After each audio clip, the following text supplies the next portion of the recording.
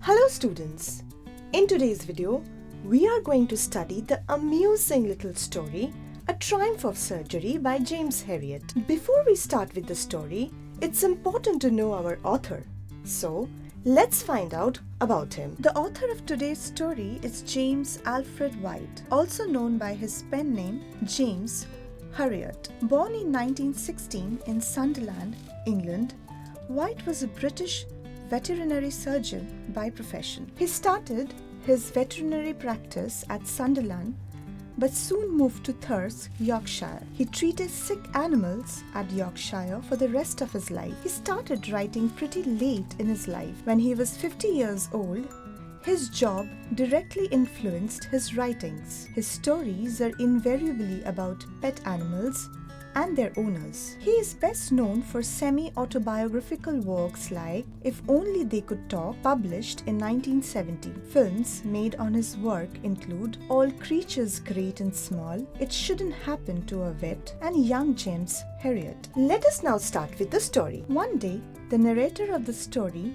James Herriot, meets Tricky, the plump dog of a wealthy mistress, on the streets. Tricky is accompanied by Mrs. Pumphrey, his wealthy and doting mistress. The doctor takes one look at Tricky's size and appearance and understands that he is being overfed. He worries about his well-being. He receives alarming details about Tricky's diet and daily routine from Mrs. Pumphrey. Tricky is a greedy dog, and his mistress indulges his greed with chocolates and cupcakes. Tricky has a wardrobe of coats for all kinds of weather, tweeds for winter, and raincoats for the rainy season. The narrator realizes that Tricky has very little exercise and takes way too much unhealthy food. He wants Mrs. Pumphrey to immediately cut down on Tricky's food and to give him sufficient exercise.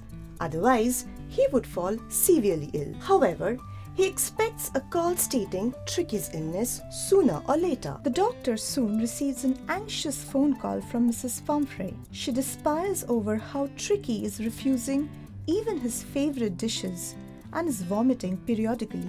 The doctor knew that the only cure for Tricky was getting him out of Mrs. Pumphrey's house. He suggests taking Tricky to his surgery for a fortnight and drives to Mrs. Pumphrey's house to pick him up. The dog has multiple attendants who rush in and out, bringing his daybed, his nightbed, favorite cushions, toys and rubberines, his breakfast, lunch and supper bowls. The doctor realizes his car would never hold all of Tricky's stuff and drives away, leaving everyone in tears. At the surgery, Tricky lies motionless on a carpet. The other dogs don't find him interesting and decide to ignore him. The narrator makes a bed for Tricky in a warm, loose box. He gives him no food but plenty of water. By the third day, Tricky begins to whimper when he hears the dogs in the yard. Tricky soon starts trotting with Joe, the greyhound, and his friends.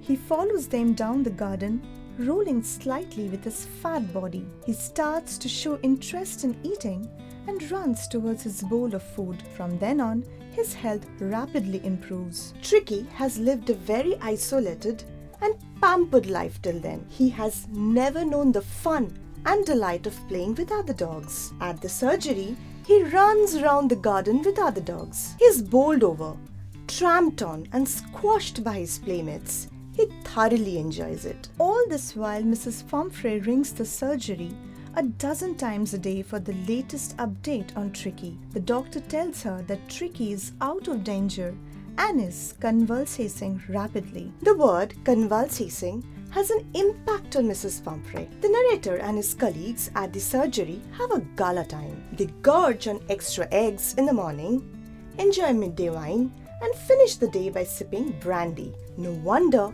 they're tempted to prolong Tricky's stay at the surgery. However, the narrator resists the temptation of having all the free food. He understands that Mrs. Pumphrey is miserable without Tricky. He informs her that Tricky is healthy and ready to be taken home. Mrs. Pumphrey arrives to find a transformed Tricky. He has become a lithe, hard-muscled animal. Tricky is overjoyed to see his mistress again.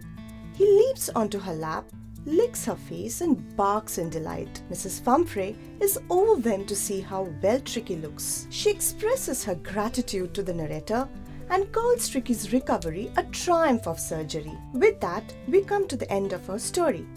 The story is inspired by the doctor's real-life experience with overindulgent pet owners, which makes it funnier. Tricky is very like the figure of a spoiled child of a rich household. A little bit of discipline is all that is needed to transform him. However, it is doubtful whether Mrs. Pumphrey transforms at the end of the story. She has no clue about how Tricky recovered. She thinks he has undergone surgery and thanks the doctor for the miracle. That's all for now.